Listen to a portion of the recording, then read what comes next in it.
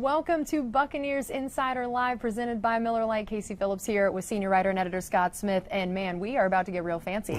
We are over here at Raymond James Stadium in the control room. This is where they control everything that happens in the stadium on game day, on all the video boards, all the sound you hear, everything. And now they are helping us take Buccaneers Insider Live to the next level. So now we're going to have graphics, we're going to have video for you guys, and still, as always, we're going to be taking your Facebook questions. So make sure you submit those now on the Buccaneers Facebook page in the comment section. That's where you can leave it for us to find for the end of the show. So as we give people a chance to start submitting some of those, some big news, of course, happened yesterday. So Chris Godwin franchise tagged. First of all, just tell me your thoughts on that, what that means for this team and that decision.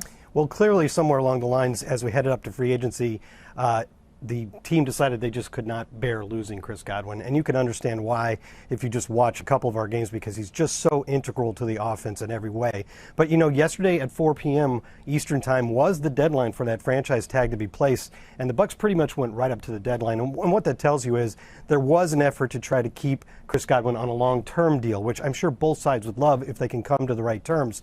But here's the thing that's important to realize. Getting the franchise tag, placing the franchise tag on Chris does not necessarily end negotiations until he signs it. Or if he signs it, you can continue to negotiate with him. So basically, it's just extending your exclusive window, and hopefully that's what happens. I think both sides would like to see it get there, and if that's the case, then all the franchise tag did was extend that window. And I guess the only reason you'd try to get it done before the 4 o'clock deadline was if maybe you wanted to use the franchise tag on a different player, but we didn't hear any rumors of that in the first place. So I think this is just a pretty good turn of events overall.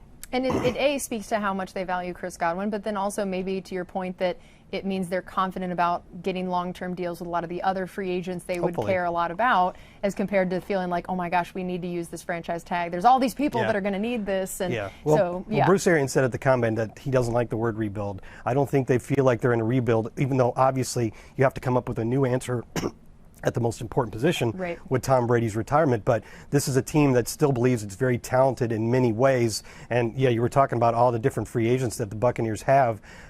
Chris Godwin, fortunately, is no longer on that list, but you see another, 10 guys who, playoffs included, started at least 10 games for the Buccaneers last year, including 2 of the 5 starting offensive linemen, and that's without even listing Ali Marpet, who has retired. So there's a lot of work to do then. But getting back to Chris Godwin for a second, I said briefly that he was integral to the offense, and that's the thing that makes him so valuable. You know, you're already spending quite a bit of money on your other starting receiver, who's fantastic and the best offensive player in team history, in Mike Evans. So to spend another very large amount on another receiver isn't necessarily common, but he does so much for the Bucs. Since Bruce Arians got here and emphasized using Chris Godwin out of the slot, he's been one of the most productive players in the entire league, as you can see here, just working out of the slot. That's yards per game in his last 3 years while in the slot. And that's not all that Chris Godwin does. He works on the outside as well. About 53% of his snaps last year were in the slot, but he also produced a total of 98 catches even after missing the last 3 games. And then also, it goes even beyond that, because the Bucs run the ball a lot better when Chris Godwin is on the field. We've all seen plenty of times our coaches talk about how important he is to the blocking schemes, and I'm not just talking about, holding up corners on the outside. He'll line up tight, he'll come in motion, line up tight, he'll block a defensive end, he'll block an outside linebacker. And look at this. This is according to NFL Next Gen stats. When Chris Godwin has been on the field the last 2 years, our running backs have averaged 4.5 yards per carry. When he's not in there, 3.7. That's a big difference. That is so you can see why he's so important to the offense. And I think that is one of the most underrated aspects of it, and also speaks so much to Godwin's character, that he is the kind of guy that will do whatever is asked of him, and that is a coach's dream, and why it is not just about, hey, he can catch that football, which he can. He makes this team better in every way, and also is just such a pillar of the locker room and in the community. I mean, he's just, they say that it's almost like if you could build an NFL player, Chris Godwin is what you want. He's everything you want in a player. And like you said, coaches like to use the phrase, he'll put his face in the fan. That means he'll get in there and block a defensive end if he has. He's not just going to, kind of play patty cut. He's going to actually put his face in the fan and try to block that guy. That's amazing. Well, we also were at the Combine last week, so we wanted to chat a little bit about that. We did do an Insider Live from the Combine where we talked a little bit more about it, but there was one thing in particular that happened after we had done our Insider Live that you wanted to bring up, and that was the big man that got a lot of attention based on his stats. Well, there were two basic themes throughout the week. One of them was that the receivers ran incredibly fast. There's a ton of fast receivers available this year, but also every player from Georgia was an absolute star. I mean, Georgia's defense, if you watch any college football, was obviously the best defense in all of football, all of college football last year. And now a bunch of those guys are in the draft, and they all just blew away the combine. But most of all, there's usually at least one guy who's like the total star of the combine. That guy this year was their defensive lineman, the Georgia defensive lineman, Jordan Davis, who absolutely blew away the 40-yard dash, the bench press. But it made me think about just a couple of years ago when everybody's saying the same thing about Vita Vea. And if you look at these numbers from their combines, they're pretty close. I mean, Vita's actually bigger, or was at the time. He actually did more bench press reps than Jordan Davis, who tied for the league this year among all players with 32. And look, Vita did 41. Jeez. Now, Jordan Davis clearly was faster, but even for the size that Vita is, 5.10 is a great 40-yard dash, really opened eyes at the time. So now look at Jordan Davis, almost the same size, running a 4.76. I mean, that's about what Jerry Rice ran at his combine. It's incredible. There's a couple running backs at this year's combine that ran the same thing. So the guy's 340 pounds, and he's running like a running back. That's incredible. And it does make you remember how fortunate we are to have Vita Vea, and thankfully that his name is not on the free agent list, right. And there's a deal. We know that name won't be on the list for a while. We got that deal with him, which is really great. All right, well, we are going to turn our attention now to your Facebook questions. So again, if you haven't submitted that yet, make sure you do on the Buccaneers Facebook page in the comments section. So our first one is from Zachary. And look at how fancy we are. We can even put it up on the screen. Look at this. What about Fournette? Well, that's straight and to the point. Yeah, very to the point. I appreciate that. Well, he was on that list we showed. So he's definitely a free agent that the Buccaneers have to decide what they're going to do with. You know, he played last year after he sort of had a little career renaissance when he got cut by the Jaguars, came to the Bucs right before the season, didn't really take over the lead role from Ronald Jones most of the year. Then Ronald Jones had some injury and COVID issues at the end, and he got the lead role at the end and was just an absolute monster in the playoffs.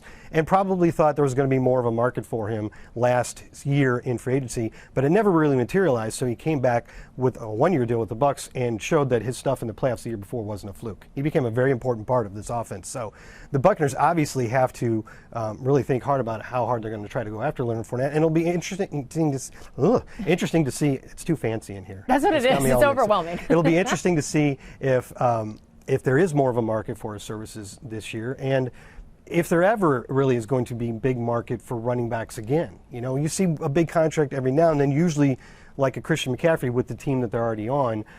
You don't really see a lot of guys hit it big in free agency at the running back position. But, you know, he's still in his prime. He's I think, 4 or 5 years into his career. He probably deserves a pretty good contract. We'll see if the Buccaneers can make it work out. I've always thought that was so interesting that the conventional wisdom always said that it was bad to draft a running back so high because you can find them later, or then the idea of the free agent part. But it's like, man, if you don't feel like that second, contract is as reliable for running backs, maybe you should just go after them in the draft. That is just an interesting thing of all the ways that our views of how to find a good running back and how much value to place in it, either in the draft or in free agency, is so interesting. Yeah, I think you could probably do a strategy like that as a team. It's just, as long as you can at least sort of hit, you could draft a first or second round running back every 4 years and just plan on not having the second contract with that guy. Yeah. But it gets a little more difficult when that guy has performed for you really well. Right. And you see, well, he really fits into our offense. He does a lot of things well that we want to do. And if we don't re-sign him, we got to find another guy. Right. So, and that is a lot easier said than done. All right. Our next question. Where did it go? Here we go. All right. Robert wants to know, are we trying to keep Kappa and Jensen? I would think so, for sure, and especially now that Ali Marpet is retired, and those two things may go hand in hand. You know, there are some cap and cash savings with Ali's retirement, and that could make it easier for the Buccaneers to try to bring Alex Kappa and/or Ryan Jensen back. But at the Combine, both Bruce Arians and Jason Light really stressed how important it is to keep the offensive line strong, and they felt like they have some pieces that can do that even if you lose. Well, you did lose Ali Marpet. Even if you lose another one of these guys or both of them, they got some options, but they stressed how important it is to keep that offensive line strong. So when you look at that free agent list that was just up on the screen, I have the top two guys on. Now it's ordered by how many starts they did last year, but you see the first two names up there are offensive linemen, and I could see the Buccaneers looking the same way at their list and putting it in the same order because that's a top priority. Yeah, absolutely. All right, our next one is from Richard. He says, out of all the other free agents, I think he means outside of Godwin, who is the most important to re-sign? Well, I think Jensen would be a big one. Can we see the list again so I can be reminded? Jensen or Kappa.